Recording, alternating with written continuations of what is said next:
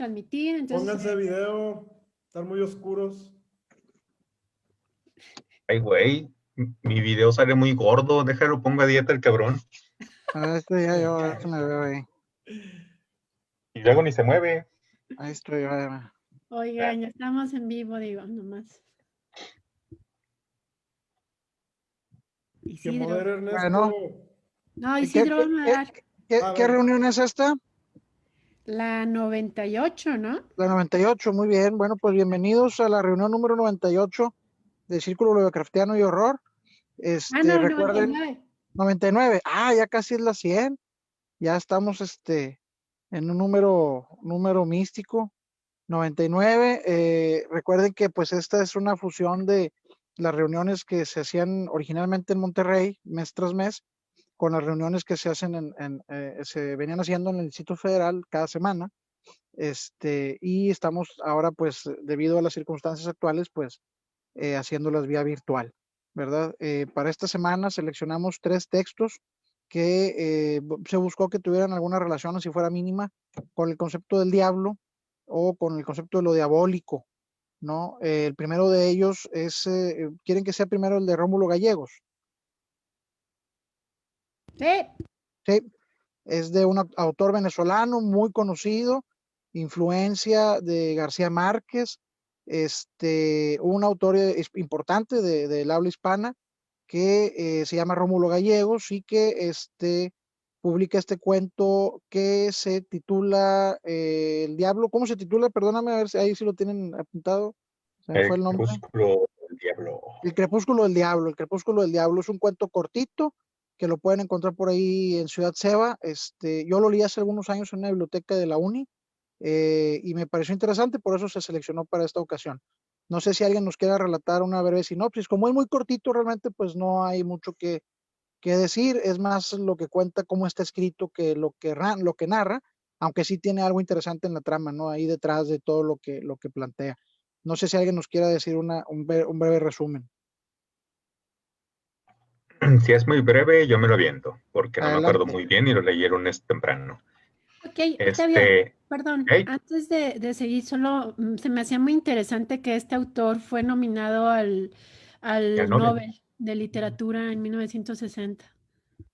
Sí, yo no he leído mucho de él, pero sí sé que, por ejemplo, La Señora Bárbara o Doña Bárbara, una novela muy popular de Latinoamérica, es de él, y también que fue político, creo que fue presidente de Venezuela en algún momento, ¿no? El buen Rómulo Gallegos. Ok, ¿de la sinopsis? Bueno, básicamente tenemos por ahí a un personaje, es Pedro Nolasco, creo, un diablo. Por diablo se entiende, a lo que nos están diciendo, que es como una especie de, nos hablan como de una especie de carnaval, en el cual que es una fiesta en el cual alguien disfrazado del diablo va reuniendo gente por la calle y pues se van animando pues los barrios, ¿no? Entonces aquí el diablo de nuestro relato pues era uno de los más populares, uno de los más fregones, por así decirlo, que era el que reunía mucha más gente que otros diablos ejerciendo algo similar.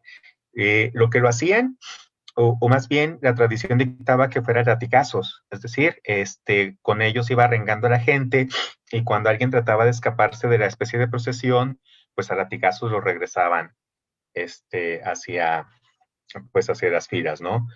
Se daban a entender que los diablos eran una especie de ser superior, o sea, alguien respetado por el pueblo, que todo el mundo quería ser un diablo y que, pues bueno, al mismo tiempo también era algo peligroso.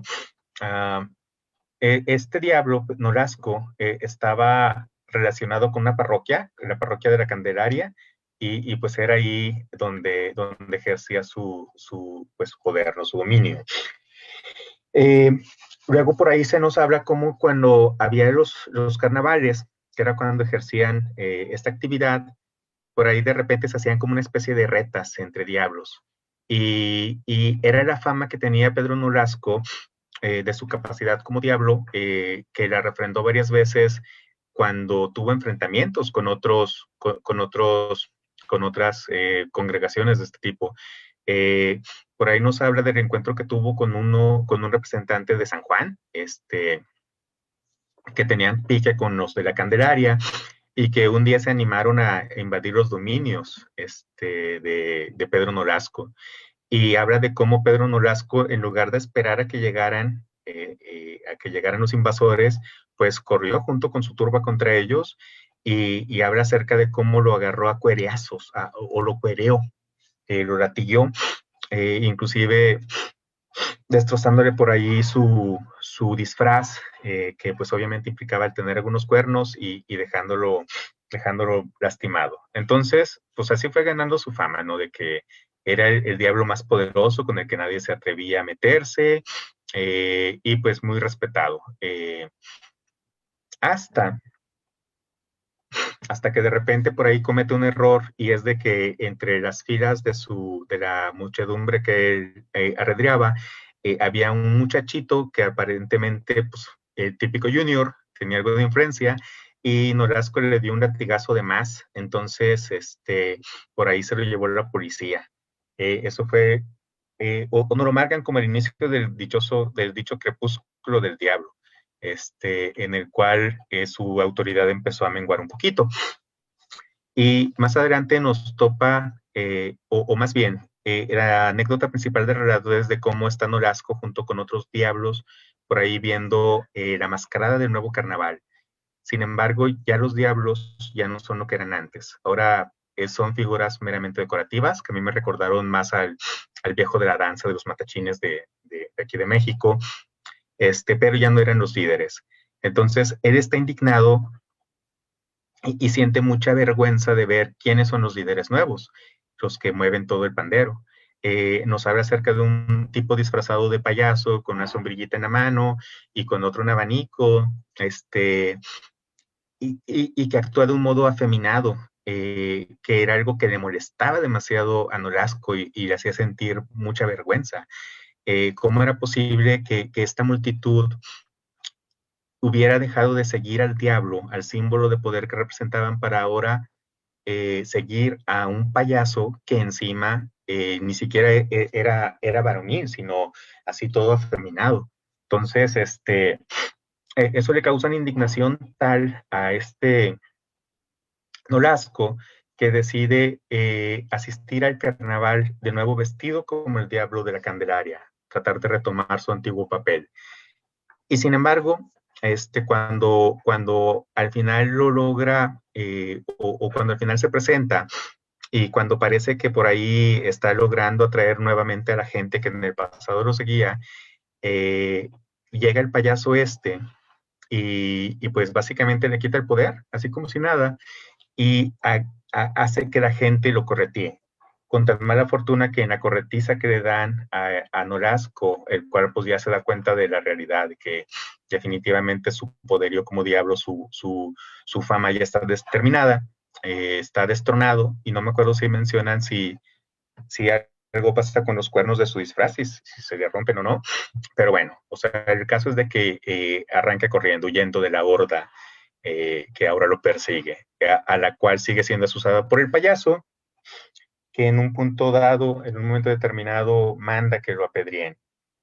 Para mala fortuna de Pedro Nolasco, una de estas piedras es demasiado fuerte, o le pega, le da un mal golpe. Así es de que, pues básicamente él acaba muerto, básicamente. Al ver esto el payaso y ver lo que pasó, pues el güey también se da la fuga, ¿no? Dejando nada más ahí, pues, los restos de Nolasco, y marcando lo que parece ser, pues, el fin de la era de los diablos en las cuestiones del carnaval, y pues una especie de nuevo orden, que básicamente es lo que marca el ocaso del diablo, y pues es lo que termina el relato, la sombrilla del payaso, en medio de ya el ocaso de esta era que se está yendo. Muy bien, muchísimas gracias, Octavio. ¿Alguien que quiera iniciar con algún comentario? Déjame ver por aquí el chat, si alguien pidió la mano. Igual y comienzo. Adelante, adelante. Sí, discúlpame, es que estaba leyendo algo antes de comenzar. Sí, pues Rómulo Gallegos, como decía Mariana, yo no sabía que había estado nominado al Nobel, pero sí es uno de los escritores más importantes de Latinoamérica. Y de hecho, a lo mejor han leído una novela que se llama Doña Bárbara, que es su novela más famosa. Incluso se llevó a televisión en Venezuela. Y es muy costumbrista, o sea, yo lo considero costumbrista, su estilo.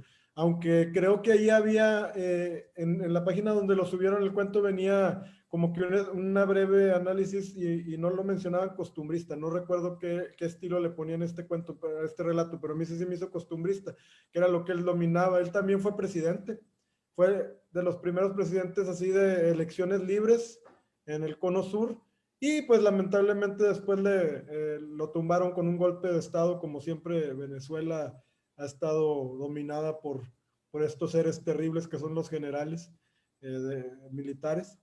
Pero sí es una de las personas, creo yo, más inteligentes, y es de la época de Lovecraft, porque nació en la última mitad del siglo, nació como en 1890, algo por el estilo, más o menos de la fecha de Lovecraft, pero pues sí, obvio, lo sobrevivió por muchos años, y es sí, de Caracas, Venezuela.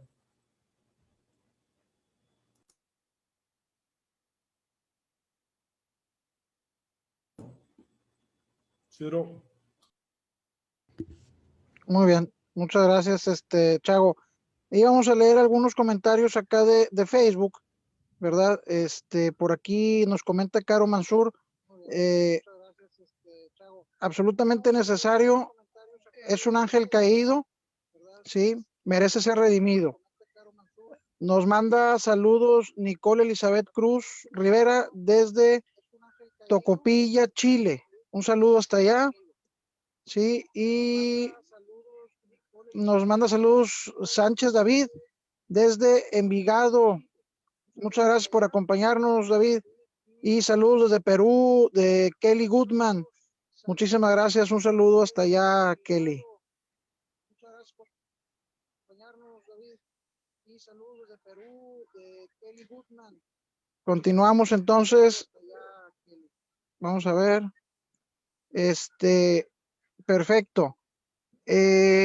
No sé si alguien tenga algún comentario adicional de los que estamos aquí conectados. Chao. Adelante. Respecto al cuento.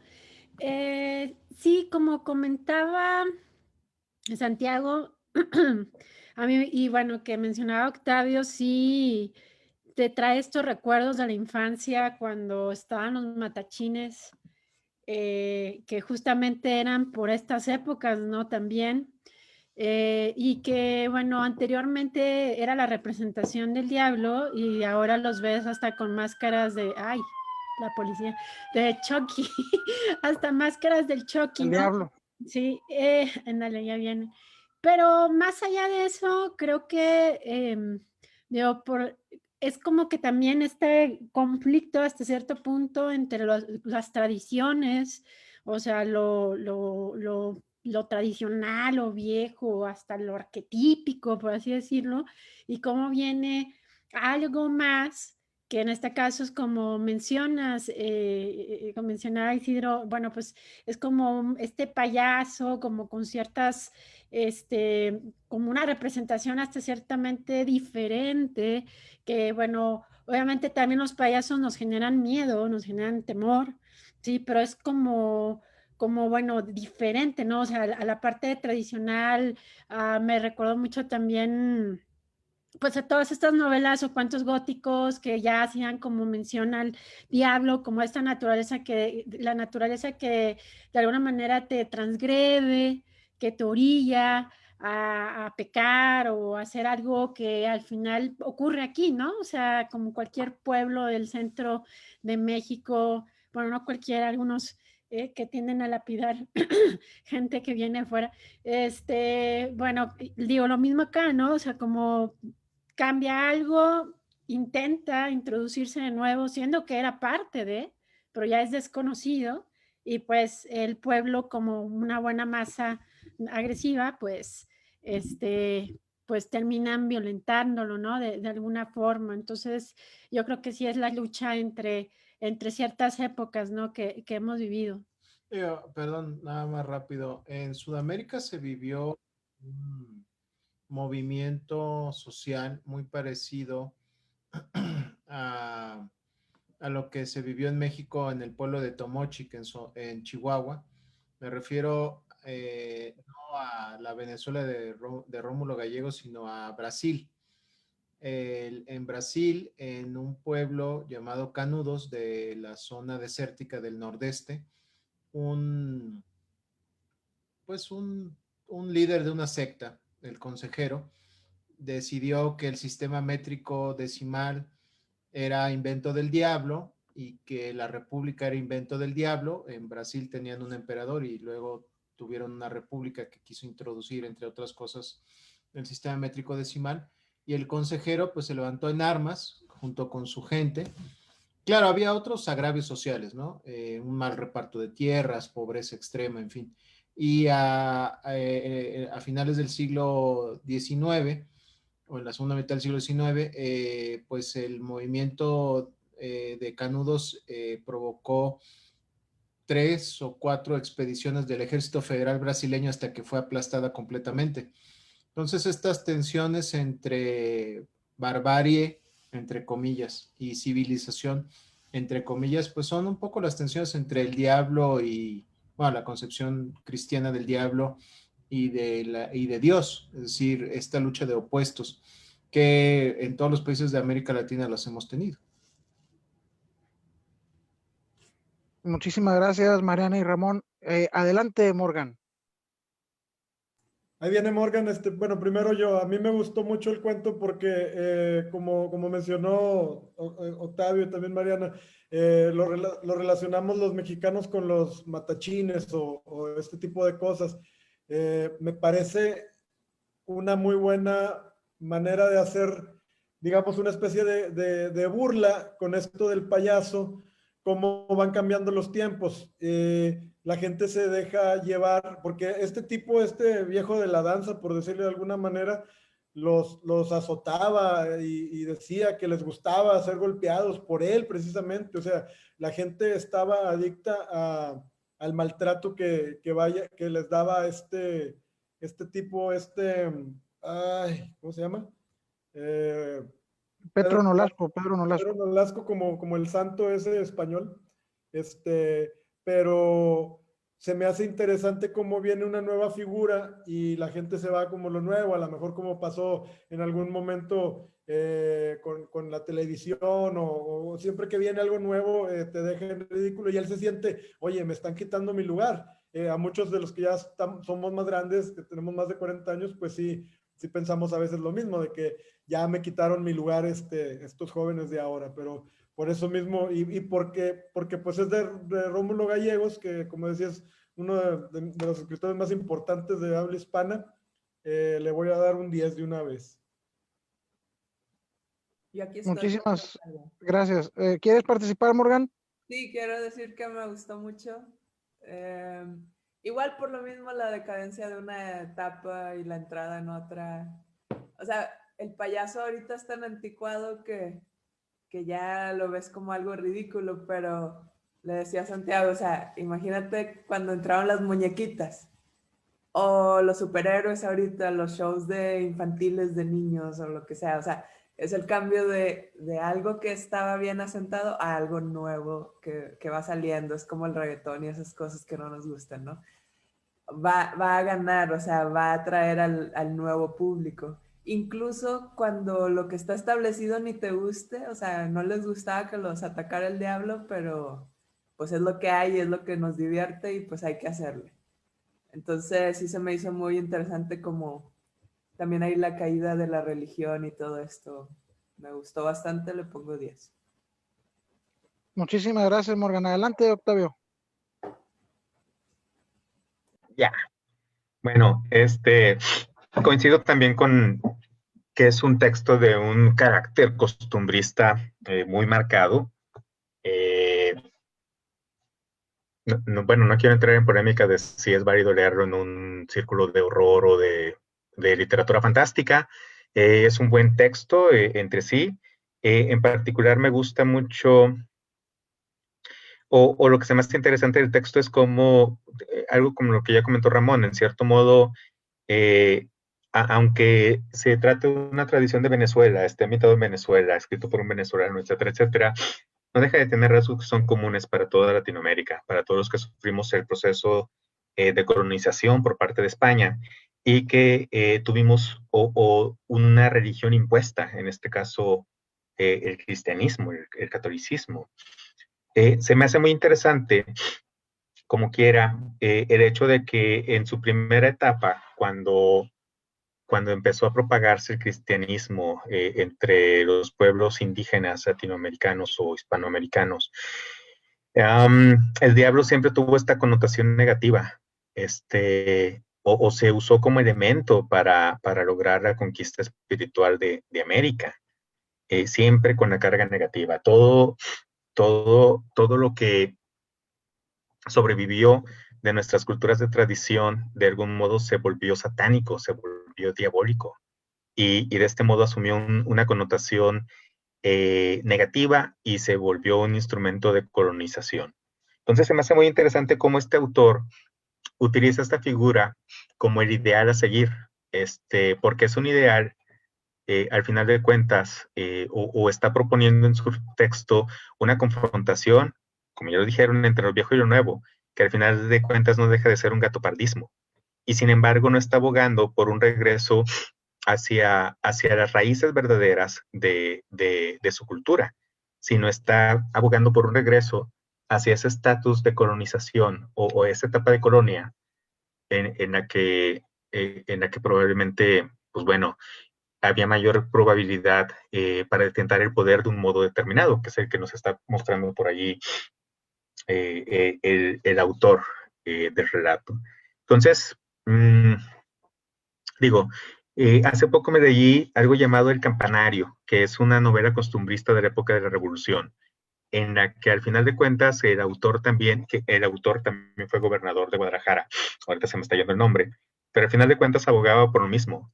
El güey se metió en la causa y anduvo picando de un lado para el otro para mantener un estatus que le permitiera luego acceder a tener poder a través de sus personajes, que es lo que pasó en la vida real con el autor. Entonces, digo, yo no lo veo como una lucha por un cambio, lo veo más bien como la perpetuación de un modelo antiguo, obsoleto, que fue nocivo para nosotros como pueblos originarios de América, y que a la vez sirve nada más para una perpetuación de poder, que aunado a la vocación política del autor, pues bueno, ya me da otra lectura por ahí, pues interesante de analizar. Pero pues bueno, eso ya es aparte. En cuanto a técnica, pues está bien escrito, tiene ese dejo de nostalgia del Gato Pardo, así es de que pues es destacable en ese aspecto. Y lo único que en lo personal cuestionaría es qué tan válido es un tema costumbrista al 100% como que abarca otros temas dentro de un círculo de horror, donde no tiene un elemento de horror como tal, a pesar de que hay una muerte, a pesar de que estén disfrazados del diablo y nos encanta disfrazarnos, o no tiene algún elemento por ahí fantástico que pueda romperlo. Pero pues bueno, eso ya es independiente. Yo lo dejo sin calificación. Muchas gracias, Octavio. Adelante, Talamantes. Sí, gracias. A mí también me gustó el cuento. Creo que es muy claro, que busca testimoniar, por así decir, un proceso de cambio que se está produciendo en una ciudad, en este caso, pues Caracas, con el venir de la sociedad moderna y el cambio de las costumbres. Pues al final de cuentas, esta anécdota que le sucede a este personaje del diablo, digo, no es una casualidad que suceda pues en una ciudad, sino que se está intentando documentar ese proceso de transición, de alguna manera, pues crítica en el sentido de que nuestro personaje principal pues añora sus tiempos pasados de cuando él podía, pues básicamente latiguear a la gente sin que nada le pasara y se sentía el dueño de la situación, el dueño del festejo, el dueño de esa situación, y ahora que ya es grande y viejo, pues ya no es lo mismo, obviamente, y pues al final de cuentas entra este otro personaje, el payaso, pues que representa el cambio en la sociedad, y creo que ese punto es muy claro lo que está diciendo. Lo que sí me di cuenta y me hizo un poquito ruido es que la postura del autor pues no es del todo así como objetiva, o sea, no es el narrador no es un personaje que esté fuera de la acción, sino que el narrador al mismo tiempo está juzgando porque llama a la gente que es una turba, que es una chusma, como al final de cuentas, está encarnando los nuevos valores en este payaso, que es un personaje ambiguo, medio siniestro, medio destructivo. Entonces, también nos lleva a esa nostalgia del pasado. Entonces, eso es muy, muy claro lo que nos está intentando transmitir. Y pues aunque al final de cuentas, pues la obra es medio caricaturesca y medio hasta cierto punto pues trágica, por el final y la apariencia grotesca del payaso y la actitud de Pedro Nolasco. Entonces, pero sí está bien contada, y me gustó cómo ahí lo va acomodando. Y pues el tema principal, pues digo, bien claro, es el tiempo histórico. Nos está pasando lo que es el sentimiento de nostalgia. Y pues sí, obviamente ya lo comentaron, inmediatamente lo relacioné con cosas que nos han pasado. Digo, probablemente si estuviéramos más jóvenes, pues no lo estuviéramos viendo de la misma manera. Pero pues bueno, es parte de... Muchísimas gracias, Telemantes. Nos dice Héctor Muñoz González, excelente, buenas noches, Héctor. Y nos manda un saludo desde Colombia, Caro Umart, un saludo hasta allá. Muchísimas gracias, Caro, por seguirnos. Y seguimos con Mariana, quien quiere añadir algo. Adelante. Ok, bueno, como comenta Talamantes, yo creo que en lo que podemos asociarlo un poco con, con Lovecraft, pues es justamente eso, ¿no? O sea, como la añoranza por el pasado, las tradiciones o hasta cierto punto las raíces. Yo lo que quería compartir un poco, ya que nos visitan personas de otros países, y mi pregunta sería de qué manera existe este tipo de tradición en los distintos países. Aquí nosotros tenemos El carnaval. la parte en diciembre, sobre todo ahorita tenemos lo que son los matachines, que son los que están detrás, que son danzantes, que se dirigen hacia la Basílica de Guadalupe, y en Semana Santa también puede haber, pero no, bueno, a mí no me ha tocado que se dirijan a la Basílica. Y este es el viejo de la danza. El viejo de la danza, por lo general, trae como un vestido de con muchas, no iba a decir tirlangas, pero por allá no se entiende, pero son como listones, y traen un muñeco. No sé si todavía lo traigan. En mis épocas traían un muñeco, y si te encontraban con la boca abierta, te metían el muñeco a la boca. Entonces supone que el danzante es como que representa el mal de la sociedad, digo, perdón, el viejo de la danza, y los danzantes es como el bien, ¿no? Entonces se supone que el viejo de la danza va con el público y te trata de distraer y asustar, es de lo que se alimenta. Entonces se supone que uno va cantando para como que alguna forma como derrocarlo. Entonces, bueno, ya como otra cosa, bueno, en mi infancia sí había una canción que era El viejo de la danza, pícate la panza, sácate el menudo, que son las vísceras, y cómetelo crudo. Entonces era la manera en como tú como niño ibas, le cantabas eso, y se supone que el viejo lanza te perseguía así con un muñeco. Bueno, era todo lo que quería agregar. Ahora, también en México, en algunas partes y en algunos pueblos indígenas se conserva la tradición de un hombre vestido como diablo o como chivo que da de latigazos a la gente con un cinturón de cuero. Eso ocurre en Semana Santa, sobre todo en la zona norte del país, en Sonora, en el pueblo yaqui, y entiendo que también en la Semana Santa de los rarámuri, de los tarahumaras. Sospecho que la tradición también existe en algunas partes del sur y del centro del país, pero donde la he visto en Semana Santa es en Sonora y en Chihuahua. Muchísimas gracias por la aportación, muy interesante. De hecho, yo también iba a comentar algo sobre el viejo de la danza. Adelante, Morgan.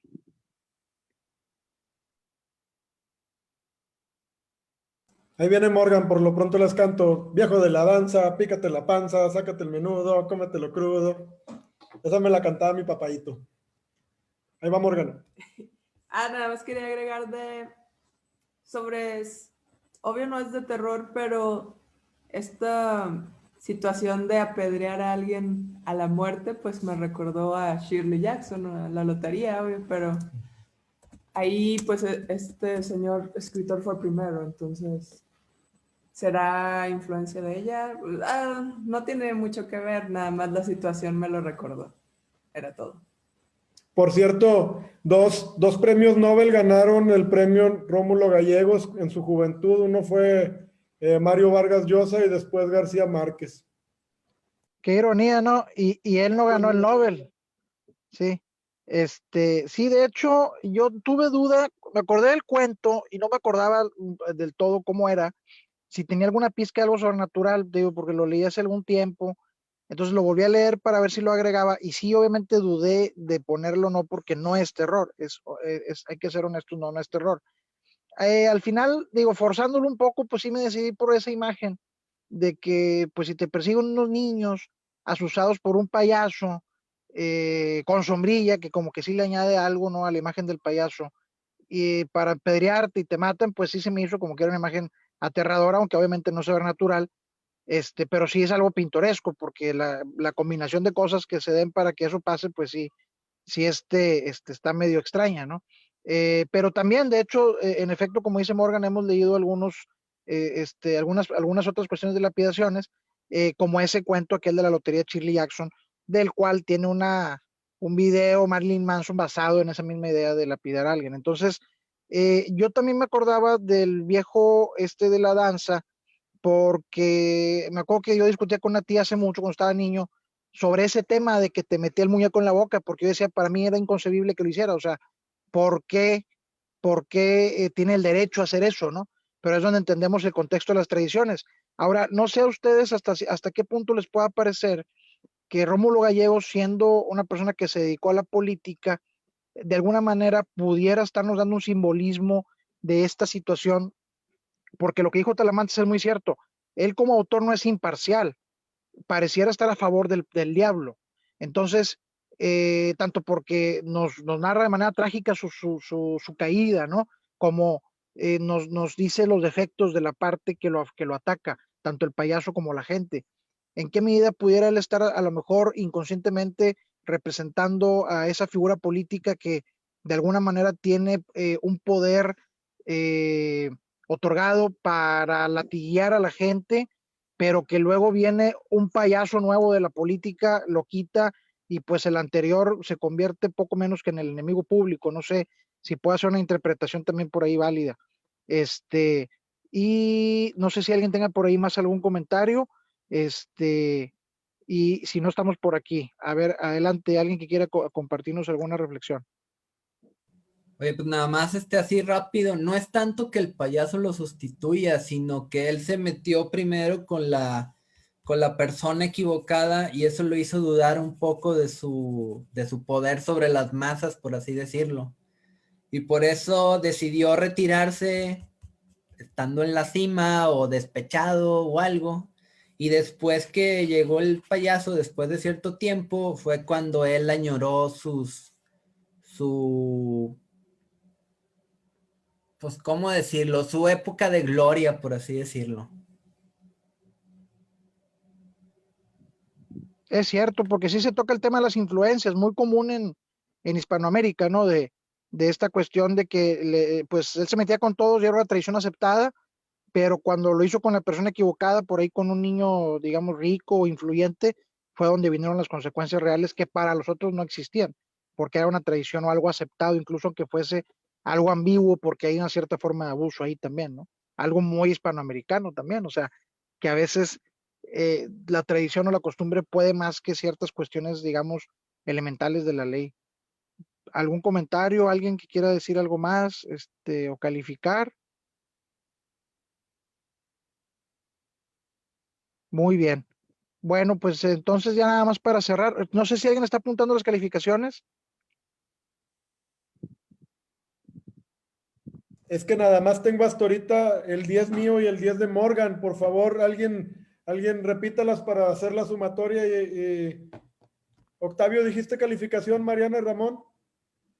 Pepe. Yo, No, 8 de Pepe. yo me abstengo. Octavio se abstuvo. Mariana y Ramón. 9. 9 los dos. Sí.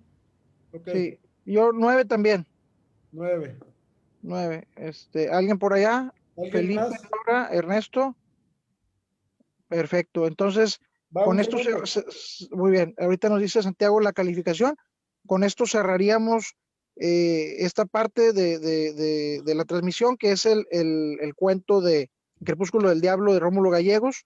¿Se va a continuar transmitiendo, Mariana, el resto de los otros dos cuentos? ¿O?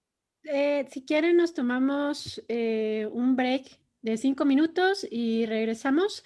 Solo íbamos a comentar de Caro Umart, que en Colombia hay un festival del diablo en Río Sucio. Entonces, si quieren ahí revisar en el enlace en qué consiste este festival. 9.1. Ujú. Y también me está acordando de mi amado Tomás Ligotti, el cuento que leímos del festín, el último festín del Arlequín. Pero bueno, ahí era un festival carnavalesco también, pero ese tenía que ver más con, ay, no me acuerdo que si era con las festividades de la cosecha. Sí, y bueno, que todo el pueblo tenía que usar, se disfrazaban de payasos, ¿no? Y claro, siempre encierra algo más oscuro. Entonces, pues regresamos en 5 minutos, y continuamos.